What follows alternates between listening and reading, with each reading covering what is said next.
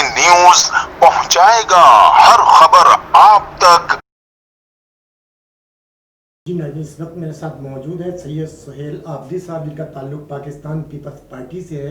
आइए मैं इनसे कुछ सवालात करेंगे जो कि तल्ख सवाल भी होंगे, और मुझे उम्मीद है कि कोई सियासी कारकुन हैं और कई सीटों पे विराजमान भी रहे हैं पाकिस्तान पीपल्स पार्टी से। तो पहला सवाल सुहेल भाई, मेरा बहुत शुक्रिया आपका जो आप मेरे शुरू में तशरीफ़ लाए और अपना टाइम दिया। तो पहला सवाल मेरा ये है आपसे कि पाकिस्तान पीपल्स पार्टी चारों सूबों से समेट कर यानी सिंध की जमात क्यों रह गई? आउज़ुबिल्लाहिमिनश्शैतानिर्रजीम, बिस्मिल्लाहिर्रहमानिर्रहीम। देखें, शहीद जुल्फ़िकार अली भुट्टो ने जब पाकिस्तान पीपल्स पार्टी की फॉर्मेशन की तो लाहौर से शुरू की, और ये पाकिस्तान पीपल्स पार्टी कल भी फेडरेशन की सबसे बड़ी पार्टी थी, और मैं समझता हूँ आज भी फेडरेशन की सबसे बड़ी पार्टी है। लेकिन इलेक्ट्रल पार्टी की हैसियत से ये हकीकत है कि वो चारों सूबों की जंजीर जो हम कहते थे बेनज़ीर, आज वो इसको बिल्कुल तस्लीम करते हैं हम कि वो सूबे सिंध के हद तक, मतलब ऐसा नहीं है कि हम वॉश आउट हो गए, हम किसी भी सूबे से कुछ सीटें ना हासिल कर सके, लेकिन ये ज़रूर है कि हम अक्सरियती सीटें अपनी खो गए। लेकिन इसमें कसूरवार कौन है, किसे ठहराएंगे आप? देखें, हो सकता है कि कुछ हमारी पॉलिसीज़ में चेंजेस आई हों, और जो वर्कर्स को कबूल ना हो। मैं बिल्कुल बरमला एक बात कहूँगा कि भुट्टो साहब के बाद अगर पाकिस्तान पीपल्स पार्टी के हकीकत मानने में कोई नुकसान हुआ तो वो मोहतरमा बेनज़ीर भुट्टो साहिबा की शहादत 27 दिसंबर 2007। और आपको पता है कि उस वक्त कराची ऐसे नहीं चल रहा था, पूरा पाकिस्तान चल रहा था, इसलिए कि पूरे पाकिस्तान में मोहतरमा बेनज़ीर भुट्टो शहीद के चाहने वाले मौजूद थे, और कोई इस बात पे यकीन नहीं करने को तैयार हो रहा था कि मोहतरमा बेनज़ीर भुट्टो साहिबा को शहीद कर दिया गया। और हर शख्स मतलब आग व खून की होली थी, कश्त खून की भी होली थी, और एक नारा जो सिंध से लगा था वो पूरे पाकिस्तान तक गूंज उठा था कि ना खपे पाकिस्तान ना खपे। बेनज़ीर भुट्टो शहीद, जो एक जमहूर की और वफाक की सबसे बड़ी ताकत थी, उनकी दुनिया से रुखसती के मौके पे इस गम को लोग बर्दाश्त नहीं कर पा रहे थे, और वो पाकिस्तान के भी अगेंस्ट हो गए थे। इस पाकिस्तान ने शहीद जुल्फ़िकार अली भुट्टो के बाद मोहतरमा बेनज़ीर भुट्टो को भी छीन लिया। मैं सलाम पेश करूँगा मर्द आन आसिफ अली जरदारी साहब को कि जब उन्होंने देखा कि ये चीज़ नहीं रुकने पा रही है और एक मरतबा फिर पाकिस्तान एक लफ्ज़ नहीं बल्कि कई लफ्ज़ होने जा रहा है, तो उन्होंने एक ही नारा लगाया था कि खप्पे खप्पे पाकिस्तान खप्पे। और आपने देखा कि मुल्क के अंदर जब मोहतरमा बेनज़ीर भुट्टो शहीद के चाहने वाले सिर्फ जियाले नहीं बल्कि वो अवाम जो पीपल्स पार्टी के कारकुनान नहीं थे लेकिन बेनज़ीर शहीद से मोहब्बत करते थे, उनकी भी समझ में आ गया कि पाकिस्तान है तो हम हैं, और सबसे बड़ी बका पाकिस्तान है, पाकिस्तान की बका ही हमारा ईमान है। और खुदा न करे पाकिस्तान नहीं रहा, हम पाकिस्तानी ना रहे तो हम फिर पता नहीं कहाँ होंगे और किसके गुलाम होंगे। देखिए, ये तो सही भाई, बेशक सही, आप बिल्कुल सही कह रहे हैं, इसमें फरमान में कोई नो डाउट। जी, मेरा सवाल दूसरा ये कि कराची के अंदर, आप भी इसी कराची में रहते हैं जी, पाकिस्तान पीपल्स पार्टी से आपका ताल्लुक है, बहुत पुराना ताल्लुक, और आज भी है। जी हाँ। जो आवाम जिस अजियत का शिकार है, आप खुद देख रहे हैं उसको कि कचरा, बारिश, उसको तो आप लोग अभी तक कंट्रोल नहीं कर सके, तो हर बंदा एक दूसरे पे इल्ज़ाम लगाता है, तो इसके बारे में क्या कहेंगे आप?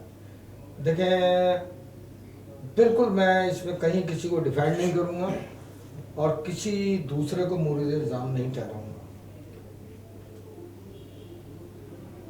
देखें, शहीद जुल्फ़िकार अली भुट्टो ने इस कराची शहर को, जो पाकिस्तान का इकोनॉमिक हब, जो इस सिंध का कैपिटल, बल्कि जनरल याहिया के दौर से पहले ये मतलब non announced capital of Pakistan था।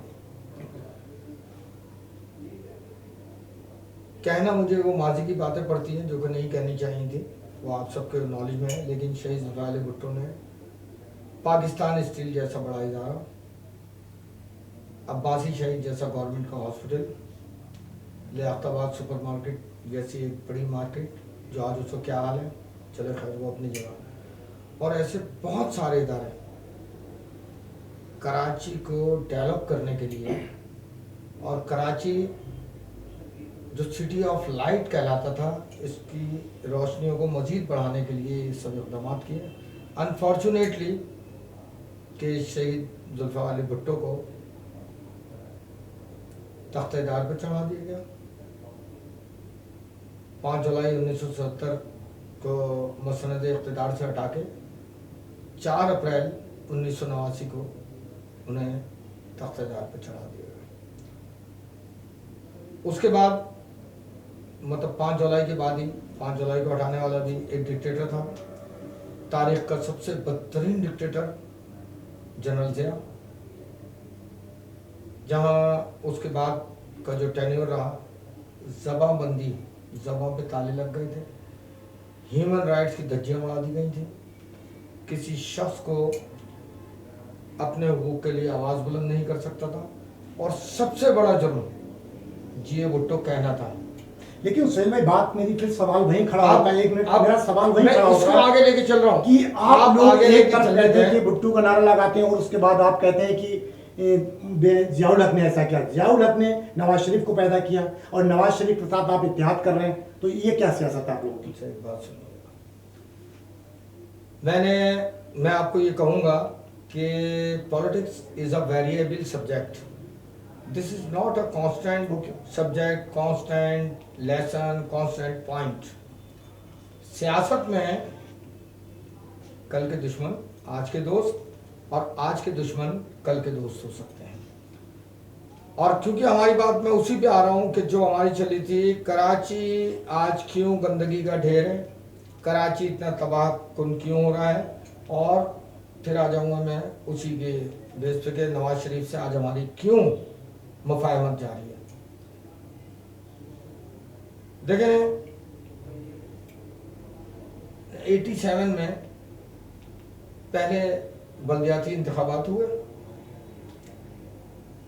एमक्यू मारिज़ वजूद में आ चुकी थी, और उस पहले बल्दियाती इंतखाबात के बाद उसके बाद जितने भी इलेक्शंस हुए, नेशनल इलेक्शन जो national assembly and provincial assembly के होते रहे, जनरल इलेक्शन जिसे हम कहते हैं, कराची में शहीद जुल्फ़िकार अली भुट्टो के दौर में जो 2 सीटें थी, क्योंकि 7 से 13, 13 से 18, 18 से 22, इस तरीके से 20 ये सीट्स बढ़ती गई। अनफॉर्चुनेटली कि कराची के अंदर, कराची के अवाम ने शायद अपने आप को इस पाकिस्तान या इस सूबे से अलग थोड़ा सा साबित किया। कैसे? कि जब एक रेवोल्यूशनरी लीडरशिप शहीद जुल्फ़िकार अली भुट्टो की सूरत में आई, तो उस वक्त की जो पीएनए की तहरीक थी, आप उसमें तमाम जमातें देख लीजिए कौन कौन थी, जिसका लीडिंग रोल जमात इस्लामी का था। उसके बाद बल्दिया उज़्मा के अंदर ज़्यादातर इक़्तिदार में कौन रहा? मुत्तहिदा कौमी मूवमेंट और या जमात इस्लामी, क्योंकि उस वक्त मजहबी जो पार्टियां थी उनका स्टेक था, उनका वोट बैंक था। पीपल्स पार्टी को पजीर आई, माँ सिवाय रूरल एरियाज़ के, अर्बन एरियाज से जो ज़बान कोई भी बोलते थे, चाहे वो महाजिर जो कहलाने वाले मतलब उर्दू स्पीकिंग है, लाइक मी, मैं अपनी भी बात करूँगा कि पाकिस्तान पीपल्स पार्टी को वोट देते थे, लेकिन माइनॉरिटीज़ को या माइनॉरिटी को किसी भी इलाके में किसी भी क्राइटेरिया में तो पजीराई नहीं होती, मेजोरिटी को मिलती है ना, कि जो जीत के आ रहा है। मैं माइनॉरिटी ऑफ वोट्स की बात कर रहा हूँ, किसी खुदा ना करे माइनॉरिटी रिलीजन की बात नहीं कर रहा, क्योंकि वो तो कायदे आज़म रहमतुल्लाह अलैह ने जब पाकिस्तान बनाया था तो कहने पाकिस्तान में रहने वाले जितने भी मज़ाहिब के लोग हैं पाकिस्तान उनका है। शहीद जुल्फ़िकार अली भुट्टो ने जब पहला कॉन्स्टिट्यूशन मुस्तनद आइन जो इस मुल्क को दिया, उसमें बाकायदा माइनॉरिटीज़ के लिए इलेक्शन सीट से लेके और उनका एक कोटा मख्तस किया। तो कहीं माइनॉरिटीज़ की मैंने इसलिए क्लैरिफाई किया कि वहाँ ना चली जाए बात। मैं voting obtained votes of minority की और मेजोरिटी की बात कर रहा हूँ। तो जमात इस्लामी के बाद जब MQM बनी तो आपने देखा कि तकरीबन कराची के अंदर मुत्तहिदा कौमी मंडी या महाजिर कौमी मंडी, जिसका नाम अल्ताफ़ हुसैन साहब की सूरत में कराची के स्टेक होल्डर वो बन गए। पीपल्स पार्टी वहीं खड़ी है, पीपल्स पार्टी की वो सीट ना छीन सकी है। फिर ये कहा जाता है कि पीपल्स पार्टी मतलब उर्दू बोलने वाले की मुखालिफ है। लेकिन हमेशा वसीम अख्तर साहब का रोना यही होता था कि मुझे फंड नहीं दिया जा रहा। अच्छा एक तो सेकंड, उधर आप क्या कहेंगे? मेरे ख्याल में वसीम अख्तर ठीक है कि अभी मेयर कराची तो नहीं है जी, नहीं, अल्लाह ताला उन्हें ज़िंदगी दे, हयात है वो। जब बिलावल भुट्टो जरदारी साहब ने कोरंगी में जब ओपनिंग करने जा रहे थे कुछ प्रोजेक्ट्स की, तो वहाँ वसीम अख्तर को बुलाया। हमारे लोकल गवर्नमेंट के मिनिस्टर जनाब नासिर हुसैन शाह साहब, जनाब मुराद अली शाह साहब जब कॉपरेशन की भी बात कर रहे हैं और फंड्स देने की भी बात कर रहे हैं, तो फंड्स के जहाँ जहाँ आपके अखराजात हुए या इससे पहले जो फंड्स यूटिलाइज हुए उनका हिसाब भी तो मांगने का अख्तियार रखते हैं। आपके पास क्या फंड किसी भी इदारे का फंड जनरेट नहीं होता? क्या कराची आपने म्यूनिसिपल क्यों नहीं मांगे कॉर्पोरेशन उनको उस वक्त जिस पर वो काम था उस टाइम क्यों नहीं मांगे आपने? अच्छा सवाल क्यों नहीं किया आपने उनसे कि आपको जब दे रहे तो आप काम क्यों नहीं कर रहे? नहीं नहीं, ये तो बात आप हुई, इसी कराची से ताल्लुक ये रखते बात हैं। हुई वसीम अख्तर साहब की, क्योंकि मैं खुद मौजूद था उसमें। वसीम अख्तर साहब ने बिलावल भुट्टो साहब का, मुराद अली शाह साहब का और नासिर शाह साहब का शुक्रिया अदा किया कि कराची की बेहतरी के लिए जो इक़दाम कर रहे हैं और मज़ीद करने जा रहे हैं, मैं इनका तहे दिल से मशकूर व ममनून हूँ। वो इनकार कर देते, आते नहीं है, आने के बाद भी अगेंस्ट स्पीच करते हैं कि जी ये सिर्फ लारे लगते हैं, हमें कुछ नहीं दिया। वहाँ एक चीज़ तस्लीम की जा रही है और फिर उसके बाद डिनाई कर रहे हैं। कराची को तरक्की, मज़ीद तरक्कियाँ देने के लिए कौन सी ऐसी ताकत थी जो कराची म्यूनिसिपल कॉर्पोरेशन को रोक रही थी या उसकी DMCs को रोक रही थी? हमें तो रोका गया ना। लेकिन आज आपकी बात को प्रमोट करने के लिए इसको मैं बिल्कुल तस्लीम करूंगा कि आज हमारी प्रोविंशियल गवर्नमेंट के पास कोई ऐसी रेजिस्टेंस पावर मौजूद नहीं है जो नले नालों में आके गाय भैंसों की सींगें या सीमेंट बजरी की बोरियां डाल देंगी और वो सिस्टम कोलैप्स कर जाएगा। आज हमारे एडमिनिस्ट्रेटर्स हैं, हमारे डिप्टी कमिश्नर्स हैं। डिप्टी कमिश्नर किसी का भी हो, DMG ग्रुप का हो, किसी का नहीं होता, लेकिन आज हुकूमत हमारी है, हम उनसे काम ले सकते हैं। जो काम ना करे हम उसको कहीं पे भी ट्रांसफ़र कर सकते हैं, उसको SNGT भेज सकते हैं। काम तो यकीनन शुरू हुए इस कराची म्यूनिसिपल कॉर्पोरेशन का टेन्योर पूरे होने के बाद, जो आप भी देखते हुए कहीं ना कहीं सड़क पे लेकिन पैसे समय बन रहे हैं। काम क्या हुए, मैंने यही देखा कि बारिश के अंदर आपने काम कराया, 4 दिन के बाद वो सड़क बैठ जाती है। अच्छा ये बात सुने ना, ये अब हम तो उसकी वो जो ठेकेदार ना, हैं, वो जो ठेकेदार है, अगर वो इस किस्म के काम कर रहा है तो ये हकीकत है कि अमल अकाउंटेबिलिटी को होना चाहिए। उस ठेकेदार को ब्लैक लिस्टेड कर देना चाहिए ताकि दूसरा आए तो वो 100 रुपए में 20 रुपए कमाए, 100 रुपए में 20 रुपए ना लगाए। वो 20 रुपए कमाए, 60 रुपए लगाए, 20 रुपए जो हमारे यहाँ एक डिपार्टमेंटल प्रोसीजर होता है, चलो जी उनको भी करें। लेकिन जब इस नहज पे कोई बात आ जाती है, कुछ ऐसे मतलब कॉन्ट्रैक्टर्स होते हैं जो कि कमाई ज़्यादा होती है, अब किसके भी आशीर्वाद पे हो रही है वो, तो उनका हिसाब होना चाहिए। और कराची लेकिन को कौन करेगा सुहेल भाई? हुकूमत आपकी है इस वक्त यहाँ पे, हाँ सूबे का, तो कौन करेगा लेकिन इसकी? बात है कि ये अपॉर्चुनिटी जब हमारे पास कोई अपोजिशन मौजूद नहीं है तो हमारे पास है, सिंध गवर्नमेंट के पास है। और ये बात ये ना कहें कि मैं आपके साथ इस चैनल पे आपने अचानक सवाल कर लिया तो मुझे जवाब देना पड़ रहा है। नासिर शाह साहब के साथ भी बेशतर मीटिंग्स हुई, जनाब मुराद अली शाह साहब से भी गुज़िश्ता दिनों मुलाकातें हुई, मोहतरमा अदीब फरियाल तालपुर साहिबा ने भी मुझे बुलाया था अभी मेरे ख्याल में अबाउट मेरे ख्याल में 1 वीक अगो। इस शहर के हालात पे, तंजीमी हालात, तंजीमी अवामिल पे, तंजीमी उमूर पे और दीगर चीज़ों पे बातचीत हुई। पाकिस्तान पीपल्स पार्टी चाहती है, उसको पता है कि अगर हमने कराची को बैक फुट पे ले गए तो सिंध ऑटोमेटिकली जाएगा और ये जो पाकिस्तान का इकोनॉमिकल हाल है ये हमसे छिन जाएगा। आपने देखा वो कुछ इलाकों की सड़कें बनना शुरू हुई हैं, कुछ इलाकों में काम होना शुरू हुए हैं। जिस जगह पे मैं रहता हूँ, वाटर पंप अंचोली के दरमियान में, वहाँ पे एक ऐसा वो था कि अगर एक ट्रेंच बन गया है इसी बारिश की वजह से या किसी और वजह से तो डीएमसी काम नहीं कर रही है। लेकिन आज माशाल्लाह से उसको रोड भी बन गई और बाकायदा वो फ्लाईओवर जो वाटर पंप का है उस फ्लाईओवर से उसको कनेक्ट कर दिया गया और बड़ा स्मूथ ही गाड़ियाँ गुजर रही हैं। आखिरी सवाल सुहेल भाई मेरा अब ये जी। है कि आपने कहा कि जमात इस्लामी के साथ और मुत्तहदा कौमी मुल्क दोनों के पास बल्दियात थी, जी, लेकिन आपने कहा कि आप लाड़काना में क्या करते हैं? लाड़काना में भी तो वही हाल है जो आज देखिए, कराची है, उससे ज़्यादा बुरा हाल है। क्योंकि उसके बारे में क्या इसलिए कहेंगे? इसलिए कि मैं अभी सवालात कराची की हुई थी, लेकिन लाड़काना ये हकीकत है क्योंकि सिंध का हिस्सा वो भी तो है। कि लाड़काना को जो शहर होना चाहिए था, ये हकीकत है कि आज वो शहर नहीं है तरक्याती एतबार से।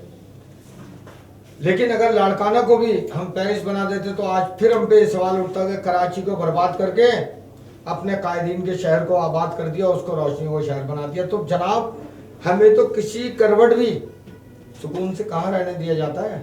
आज आपका जो सवाल था मैंने उसको बिल्कुल खंडा पेशानी से तस्लीम किया कि वाक़तन कराची आज द लाइट ऑफ सिटी नहीं रहा। आज कराची अंधेरों का शहर, बेरोजगारी का शहर, टूटी फूटी सड़कों का शहर बन गया, इंडस्ट्रीज तबाह होती चली गई। बेहतर बनाने की कोशिशें हो रही हैं। अभी जैसे कि मैंने कहा कि मुराद अली शाह और जनाब नासिर शाह ये लोग कहीं ना कहीं कुछ ना कुछ डेवलपमेंट काम हो रहा है, लेकिन इसमें तेज़ी आनी चाहिए और इतनी तेज़ी आनी चाहिए कि मेरे ख्याल में महीनों का काम दिनों में, सालों का काम महीनों में, ताकि नेक्स्ट लोकल बॉडी इलेक्शंस तो होने हैं ना, तो जब हों तो हमारे इन कामों के बिना पे कराची के शहरी भी पाकिस्तान पीपल्स पार्टी को वोट दें और ये शहर जियालों का शहर बने। क्यों हम अपनी कारकर्दगी से, अपनी एफिशिएंसी से, अपने वर्क से लोगों को हमनामा बनाएंगे। और ये आपके टीवी चैनल CNBC के ताउन से असलम खान साहब, ये मैसेज यकीनी बात है कि मेरे CM तक भी जाएगा, मेरे लोकल गवर्नमेंट के मिनिस्टर तक भी जाएगा और दीगर हुकूमती एहलकारों के पास जाएगा। तो इस वक्त हमारे पास बहुत अच्छी अपॉर्चुनिटी है कराची के अवाम के दिल जीतने के लिए। और कराची के अवाम की जब मैं बात करता हूँ तो सिर्फ महाजरों की बात नहीं करता, जो कराची आई है, जो कराची के डोमिसाइल PRC होल्डर है, मैं उन तमाम की बात करता हूँ। और तमाम के तमाम लोग जो हमारा जियाला है, जो पाकिस्तान पीपल्स पार्टी का वोटर है, वो तो ज़िया-उल-हक के दौर में नहीं डरा, कोड़े भी खाता रहा, तमाम मजालिम भी बर्दाश्त करता रहा, खुदसूजियाँ भी होती रहीं, कत्ल भी होते रहे, लेकिन वो जियो भुट्टो के नारे से नहीं फिरा। तो मैं आप आवाम के लिए यही कहूँगा, जनाब वज़ीर आला सिंध साहब से, जनाब नासिर हुसैन शाह साहब से, कि प्लीज़ तरक्याती काम को तेज़ से तेज़ तरीन करें। और इंशाअल्लाह से आवाम सिर्फ आज वहाँ देख रही है कि हमारे मसाइल का हल कौन करेगा, तो कल हम उन्हीं को इलेक्ट कराएंगे। Thank you very much. जी नाज़रीन, आपने सुहेल आबदी साहब की गुफ्तगू सुनी, यकीनन इसका फैसला आप लोग करेंगे। बड़ी खूबसूरत बात की और बड़े तल्ख सवाल भी मैंने इनसे किए और उन्होंने बड़ी आराम से उसका जवाब दिया, क्योंकि सियासी कारकुन हैं। इंशाल्लाह कल किसी और नए मेहमान के साथ आपकी मुलाकात होगी। जब तक लिए अपने मेज़बान असलम खान को इजाज़त दीजिए। अल्लाह निगहबान। इस वीडियो को लाइक करें, हमारे चैनल को सब्सक्राइब कर बेल आइकन जरूर प्रेस करें हमारी न्यू वीडियो सबसे पहले देखने के लिए।